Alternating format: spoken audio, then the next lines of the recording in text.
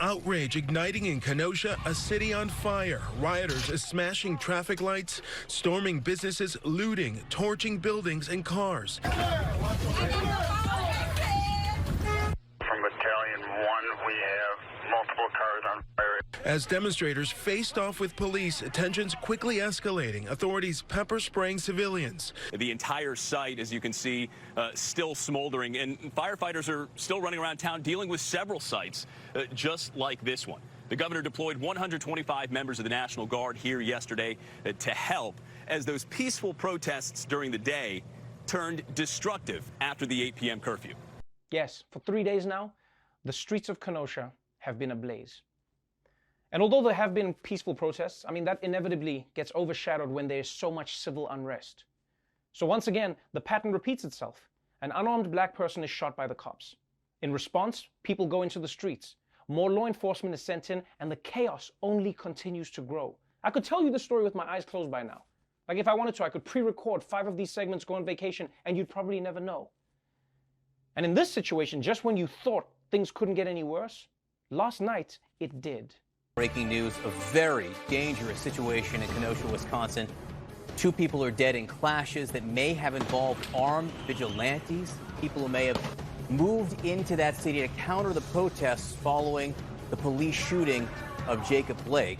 The sheriff used the word militia to describe some of the people who may have been involved in last night's shooting. We've just learned that a 17-year-old has been charged with first-degree murder in at least one of those killings last night.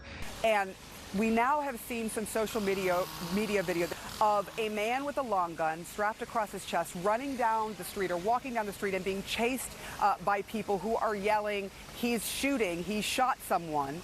The man trips, falls on his own. People still try to come and apprehend him and get him.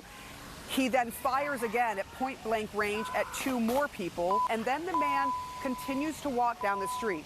He is a white man with a huge gun strapped across his chest with his hands up as you see police vehicles, not 1, not 2, but 3 vehicles who are coming towards him. He has his hands up with his gun. People are yelling, "He shot someone, he shot someone," and police pass him by. There are a lot of questions here as to why he wasn't apprehended at that time. That's right, last night, some guy decided to drive to Kenosha with his militia buddies to protect a business, and apparently ended up shooting 3 people and killing 2. But don't worry, the business is okay. And let me tell you something. No one drives into a city with guns because they love someone else's business that much. That's some bullshit. No one has ever thought, oh, it's my solemn duty to pick up a rifle and protect that TJ Maxx. They do it because they're hoping to shoot someone. That's the only reason people like him join these gangs in the first place. And yes, I said it, a gang. Enough with this militia bullshit. This isn't the Battle of Yorktown. It's a bunch of dudes threatening people with guns. And while what happened with those shootings last night is tragic, what happened afterwards is illuminating. Because it made me wonder, it really made me wonder why some people get shot 7 times in the back, while other people are treated like human beings and reasoned with and taken into custody with no bullets in their bodies.